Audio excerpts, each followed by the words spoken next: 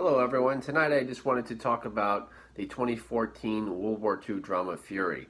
I feel that it's a movie that's not talked about very much, really, but it's honestly a film that deserves to be talked about. It's a solid war movie.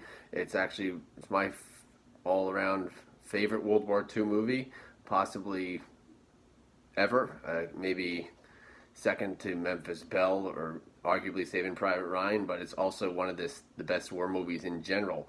I think personally, I think it's up there with Platoon, and just the way it's made. It's part of the reason I think it kind of gets a bad rap is just because it accomplishes the main mission of just portraying war as hell, which is the main point of the movie, which I think a lot of people just didn't get it when they saw it, particularly critics.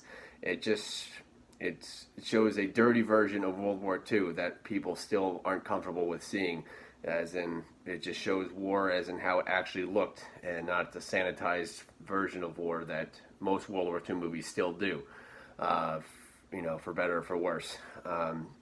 But it's more like the tone of a Vietnam movie, but set in World War II. The Americans are definitely the good guys in it, but it's not totally cut and dry. There's brutality on each side, and there's just bad things happen in the movie, and people don't apologize for it, basically. But that was the reality of the war in Germany at the very end of World War II. And Germany was completely collapsing in on itself, and Germany was throwing in boys and old men into the fight, hoping to stave off defeat, even when they knew they were going to lose anyway. And the United States didn't let up. They just kept pounding and pounding away because they had to. There was no guarantee they were going to win or when they would win or that the war would turn out as it did. They didn't know that it was going to be over soon. They just assumed it probably would, but they still had to win it. And some of the problems with the movie, some of the things they do just don't make a lot of sense, where they send tanks to protect a crossroads by themselves with no infantry support, would probably wouldn't have happened, but it's a movie, so they take some license with that. They already had a scene with the tanks fighting with the infantry, and they had to make it, like a movie. The good guys have to be doing their own thing at the end, fighting by themselves, whether it made sense or not. So that's a creative choice that they obviously made. The movie's about the tank crew, not about the tank crew and a bunch of infantry guys who we don't get to meet. But they showed earlier battle scenes with the tanks fighting with the infantry that was pretty much accurate. They showed the German Tiger tank, which it's actually the world's last remaining real Tiger tank, which they really filmed and ran for the movie, which is pretty cool that they were able to do that. They used it, and they shot that scene in England, where the last Tiger tank actually is held at the Bovington Tank Museum. So I thought that was pretty cool.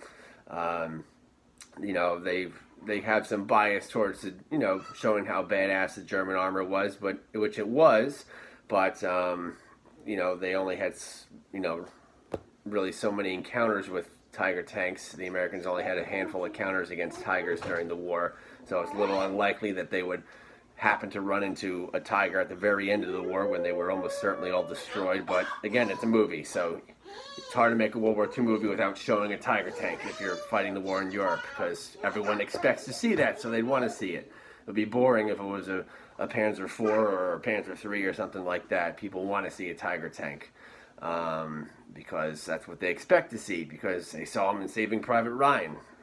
And so you gotta, give the audience what they want with being reasonably respectful to history, which I think that they were.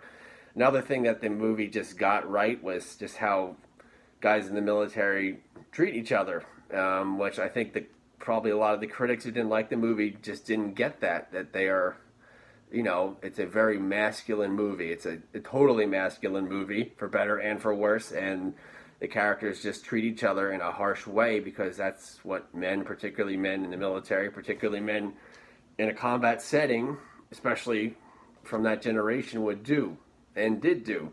But, they're not all cuddly and friendly and nice to each other all the time, but that's pretty much probably how it was. And I think a lot of the critics just didn't get that and thought it was, bad writing or poorly done. But most, low-ranking combat veterans weren't particularly well spoken in World War II. That's how they acted, that's how they treated each other.